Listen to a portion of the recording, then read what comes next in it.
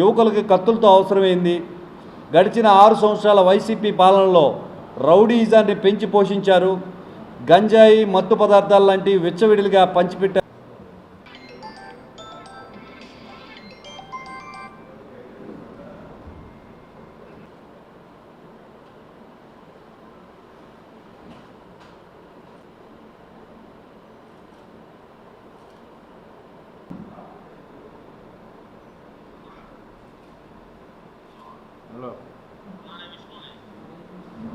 నెల్లూరు జిల్లాలో రౌడీజం పేటరేగిపోయింది. విచ్చలవిడిత అయిపోయింది. 25 వయసు కల్లా యువకులు ఎంతమంది కత్తులు బొట్లో పెట్టుకొని తిరుగుతున్నారు. యువకులకి కత్తులతో అవసరమైంది. గడిచిన 6 సంవత్సరాల వైసీపీ పాలనలో రౌడీయిజాన్ని పెంచి పోషించారు. గంజాయి, మత్తు పదార్థాలు లాంటి విచ్చవిడిగా పంచిపెట్టారు. ఆ మత్తులో ఏం చేస్తున్నారో తెలియక పిల్లలు విచ్చలవిడితనానికి ఉసుగొలుపుతున్నారు.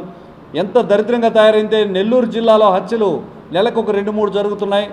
కేవలం 40,000 రూపాయలకి జిల్లా నుంచి బయట జిల్లాకి వెళ్ళి మనిషిని చంపి వచ్చేస్తున్నారంటే ఎంత సెక్యూర్గా వాళ్ళు భావిస్తున్నారా అనిపిస్తుంది. వీటన్నిటి మీద ఉక్కుపాదం మోపాల్సిన అవసరం ఉంది. శాంతి భద్రతలు కాపాడుకోవాల్సిన అవసరం ఉంది. దశాబ్దాలుగా నెల్లూరులో శాంతియుతమైన వాతావరణం ఉంది. దాన్ని డిస్టర్బ్ చేస్తూ ఈ చర్యలు మనందరూ కూడా ప్రజలందరికీ కూడా భయాందోళన కలిగించే విధంగా ఉంది.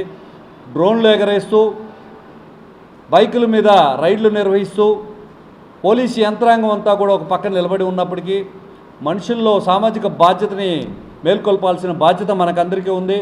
తల్లిదండ్రులు ముఖ్యంగా 25 సంవత్సరాల లోపల పడిన పిల్లల్ని ఎక్కడికి పోతున్నారు, ఏమి చేస్తున్నారు, ఎటువంటి వారితో సంబంధం కలిగి ఉన్నారు, 8 పైన వీరి కార్యకలాపాలు ఏంది అనేది నిఘా పెట్టాల్సిన అవసరం ఉంది. శాంతి భద్రతలు కాపాడుకోవాల్సిన అవసరం ఉంది. కేవలం చట్టానికి ఇట్లాంటివి వదిలేయకుండా పౌరులందరూ కూడా దీన్ని సామాజిక బాధ్యతగా ముందుకు తీసుకెళ్లాలని మరొకసారి మనవి చేసుకుంటున్నాను. అదేవిధంగా సృష్టిలో ఆడబిడ్డలకు అమితమైన కష్టం ఇచ్చారు దేవుడు.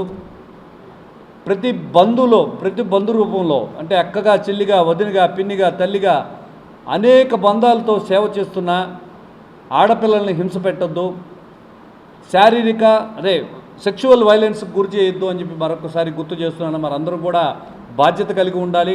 ప్రతి ఒక్కరు కూడా ఇటువంటి పైన చర్యలు కలిగి ఉండాలి. ముఖ్యంగా చిన్నపిల్లలకి ఈ చర్యలు చూస్తుంటే చిన్నపిల్లల నాటి నుంచే ABCDలు ఎట్లా నేర్పిస్తున్నామో అట్లే విధంగా సమాజంలో ఎవరైనా మగ పురుగులు ఎవరైనా అసభ్యంగా ప్రవర్తిస్తే వాళ్ళ తల్లిదండ్రులకు తెలిపే విధంగా కూడా మనం ప్రవర్తించాల్సిన పరిస్థితి ఉంది. మగవాళ్ళందరూ కూడా దీన్ని బాధ్యతగా తీసుకోవాలి. ఎవరైనా ఇటువంటి చర్యలు తీస్తే వాళ్ళు ఏమవుతుందనేది తెలియజెప్పాలి. ఇటువంటి అసాంఘిక కార్యక్రమాలకి పాల్పడిన ఎవరైనా కూడా చట్టరీత్యా ఈరోజు బెయిల్ తీసుకొని బయటకు వచ్చినప్పటికీ కఠిన శిక్షలు అమల్లో ఉన్నాయి. మీకు శిక్ష ఖరారైనప్పుడు, మీరు చేసిన తప్పు రుజువు అయినప్పుడు దాన్ని సరిదిద్దుకోవడానికి కూడా ఉండరు. ఎంతోమంది ఈరోజు హత్యలు చేసిన వాళ్ళు, ఈ విధమైన అఘాయిత్యాలు చేసిన వాళ్ళు తమ జీవితాలంతా కూడా జైల్లో మగ్గిపోతున్నాయి. తిరిగి వచ్చేతలకి కుటుంబాలు ఉండవు, బిడ్డలు ఉండరు, సంసారం ఉండదు, ఒక కుక్క బతుకు అయిపోతుంది. ఖచ్చితంగా కూడా సంస్కారంగా బతకాల్సిన అవసరం ఉంది. బంధాలని గౌరవించాల్సిన అవసరం ఉంది. ముఖ్యంగా మహిళలను సంస్కరించుకోవాల్సిన అవసరం ఉంది. మహిళల పట్ల గౌరవంగా, సభ్యతగా ప్రవర్తించాలని మరొకసారి మనవి చేసుకుంటూ ఆ చిట్టి తల్లి పవిత్రాత్మకి శాంతి చేకూరాలని కోరుకుంటూ ఇటువంటి మానవ మృగాల్ని తరిమి కొట్టాల్సిన బాధ్యత ప్రతి ఒక్కరికి ఉందని గుర్తు చేస్తున్నాను. దీని పేరు మీద పవన్ కళ్యాణ్ గారు ఇప్పటికే పోస్టర్ రిలీజ్ చేస్తున్నారు, 0 టాలరెన్స్ ఫర్ సెక్షువల్ వైలెన్స్ అని. దీన్ని మనందరూ నైతిక బాధ్యతగా తీసుకోవాలి. ఎవరైనా సెక్షువల్ వైలెన్స్కి దగ్గరగా ప్రవర్తించిన వాళ్ళు ఎవరైనా ఉంటే వారిని ముందుగానే గుర్తించి మన ఆడబిడ్డలను కాపాడుకోవాల్సిన అవసరం ప్రతి ఒక్కరికి ఉందని మనవి చేస్తూ మేము కూడా అందులో భాగస్వాములు అవుతాం. విచ్చలవిడితనాన్ని కట్టడి చేయడానికి మా వంతు జనసేన పార్టీ తరఫున మేము ముందుంటామని తెలియజేస్తున్నాను.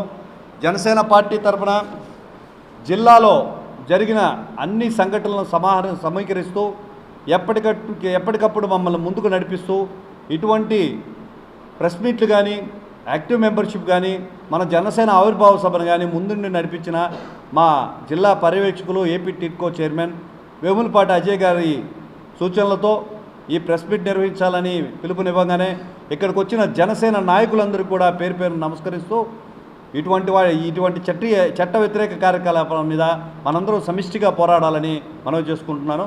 జై జనసేన, జై హింద్.